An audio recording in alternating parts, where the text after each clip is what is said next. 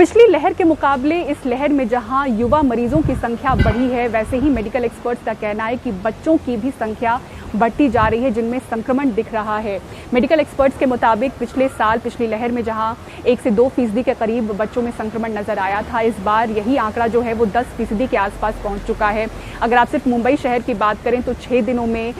411 नए मरीज ऐसे बच्चे देखे गए हैं जिनकी उम्र 10 साल से नीचे की है। तो इस तरह से संक्रमण की जो संख्या है, न सिर्फ मैं मुंबई शहर की बात कर रही हूँ, ये हर जगह देखा जा रहा है कि बच्चों में संक्रमण बढ़ रहा है। अगर ग्लोबल प्लेटफॉर्म पे आप देखें तो पिछले साल जहां 10% बच्चों में संक्रमण दिखा था, इस बार वो आंकड़ा 25% हो चुका है। तो इस तरह से बच्चों में संक्रमण देखते हुए अब तीसरी लहर की जो बात की जा रही है, खासतौर से महाराष्ट्र में तो इसकी तैयारी भी शुरू हो चुकी है। यहाँ के मंत्री आदित्य ठाकरे ने ट्वीट करके भी जानकारी दे दी है कि कोविड वार्ड बनाने की यहाँ पर कोशिश हो रही है बच्चों के लिए अलग से, क्योंकि आप देखें बच्चों के लिए जो आईसीयू बेड्स हैं या कोविड वार्ड है उसकी संख्या पर अभी तक जोर नहीं दिया गया था क्योंकि उनमें संक्रमण इतना नहीं था। इस बार जब संक्रमण के आंकड़े बढ़े हैं तो सबसे पहले अलार्म आप देखें महाराष्ट्र सरकार के बीच में ही बजता हुआ मेडिकल एक्सपर्ट्स की ओर से नज़र आ रहा है, क्योंकि यहाँ के जो डॉक्टर्स हैं वो बताते हैं कि हर एक या दूसरे दिन हम ज़रूर देख रहे हैं कि एक बच्चा संक्रमण के साथ या फिर संक्रमण के बाद की जो तकलीफ है उसके साथ वो पहुंच रहा है। तो ऐसे में तीसरी लहर जब जुलाई और अगस्त में आने की बात हो रही है तो बच्चों के लिए खास तैयारियां होनी चाहिए, क्योंकि एडल्ट्स को तो वैक्सीनेट किया जा रहा है, कोशिश हो रही है जल्द से जल्द करने की। जैसे ही राज्यों के पास और वैक्सीन पहुंचता है तो रफ्तार से एडल्ट्स की भी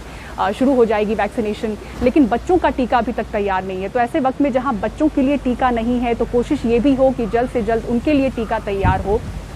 और अगर तीसरी लहर उससे पहले ही आती है अगस्त या जुलाई महीने में, तो तब तक कोशिश ये हो कि उनके लिए ज़्यादा से ज़्यादा कोविड वार्ड बन जाएं, आईसीयू बेड्स और जोड़े जाएं, क्योंकि बहुत सारे ऐसे अस्पतालों में बच्चों का जो सेक्शन है आईसीयू वार्ड है उसको लगभग बंद किया जा चुका है, ऑपरेशनल नहीं है क्योंकि बच्चों में संक्रमण नहीं था। ऐसे में शिकायत ये भी इस बार हो रही थी कि बच्चों के लिए आईसीयू बेड ढूंढने की बहुत दिक्कत हुई परिजनों को, या फिर वैसे छोटे क्लिनिक्स को जहां बच्चों में कोविड का संक्रमण देखा गया, या MIS-C multi system inflammatory syndrome जो तकलीफ होती है बच्चों में कोविड के संक्रमण के बाद, जिसमें इस बार आईसीयू की भी ज़रूरत पड़ रही है। तो वैसे में आईसीयू बेड उनके लिए ढूंढने में बहुत दिक्कत हुई है। तो कोशिश कर रहे हैं मेडिकल एक्सपर्ट्स ये सरकार तक बात पहुंचाने की कि उनके लिए बच्चों के लिए आईसीयू बेड ज़्यादा से ज़्यादा नए वेव को देखते हुए जोड़े जाएं। एक केस स्टडी पर जब हम कोशिश कर रहे थे समझने की कि बच्चों में किस तरह से तकलीफ दिख रही है, तो यहाँ के मुंबई शहर के स्पर्श चिल्ड्रन हॉस्पिटल में हमने देखा कि एक 6 साल की बच्ची को आईसीयू में भर्ती करना पड़ा था। जब उनके परिजनों से, उनके माता पिता से हमने बात करने की कोशिश की तो पता चला कि 2 हफ्ते पहले उस बच्ची को, 6 साल की बच्ची को पेट में दर्द हुआ था। शुरुआत फीवर से हुई थी, हल्के फीवर के साथ, और एक दिन के बाद अचानक से फीवर और बढ़ा, पेट में दर्द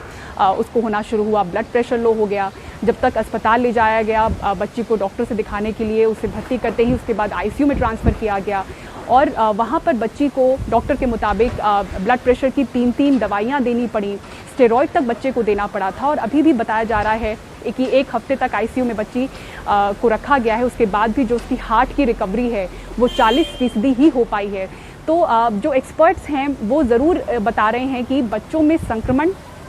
बढ़ा है, साथ ही साथ ऐसे बच्चों की भी संख्या बढ़ी है जिन्हें अस्पताल में भर्ती करने की ज़रूरत पड़ रही है और जिनको आईसीयू बेड की भी ज़रूरत पड़ रही है। हालांकि इनकी संख्या इतनी ज़्यादा नहीं है फिलहाल, लेकिन हाँ पिछले साल के मुकाबले ज़रूर ज़्यादा है। अभी भी जो 80% बच्चे हैं वो घर में ही आइसोलेट करके ही ठीक हो रहे हैं,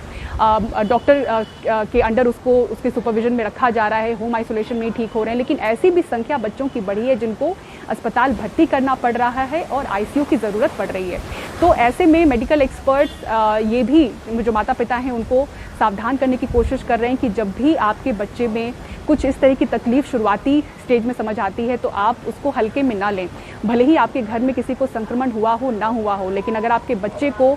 इस कोविड के वक्त में अगर फीवर हो रहा है,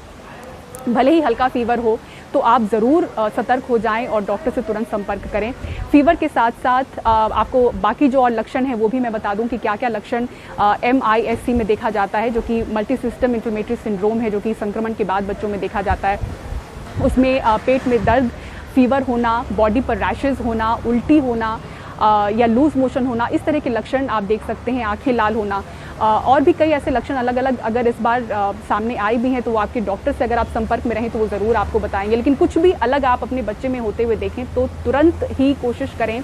कि आप डॉक्टर से संपर्क करके अपने बच्चे की जांच करवाएं, क्योंकि जिस केस स्टडी की पड़ताल हमने की और समझा तो उसमें ये भी पता चला था कि शुरुआत हल्के फीवर से हुई थी, लेकिन 2 दिनों में वो तुरंत से बढ़ गया था। घर में भले ही किसी को कोविड नहीं था, लेकिन जब बच्ची का कोविड एंटीबॉडी टेस्ट किया गया तो वो पॉजिटिव आया, यानी उसके शरीर में एंटीबॉडी पाई गई, यानी कुछ समय पहले उस बच्ची को संक्रमण ज़रूर कहीं ना कहीं से उसके अंदर पहुंचा था। तो ऐसे वक्त में जब हर तरफ लोग यहाँ पर संक्रमित हो रहे हैं, किसी भी तरह से बच्चे तक भी वो चीज़ पहुँच सकती है और इस बार बच्चों में लक्षण ज़्यादा दिख रहे हैं, ये काफ़ी समय से मेडिकल एक्सपर्ट्स बता रहे हैं और ख़ास तौर से तीसरी वेव को लेकर और ज़्यादा सतर्क होने की ज़रूरत है, ये मेडिकल एक्सपर्ट्स बता रहे हैं। क्योंकि ऐसे वक्त में जब बच्चों के लिए टीका नहीं है और उस पर काम चल रहा है तो ये सरकार भी कोशिश करे कि जल्द से जल्द टीका बच्चों के लिए आए, लेकिन उससे पहले माता पिता सतर्क हो जाएं, ये भी बहुत ज़रूरी है। मुंबई से पूजा भारद्वाज, NDTV इंडिया के लिए।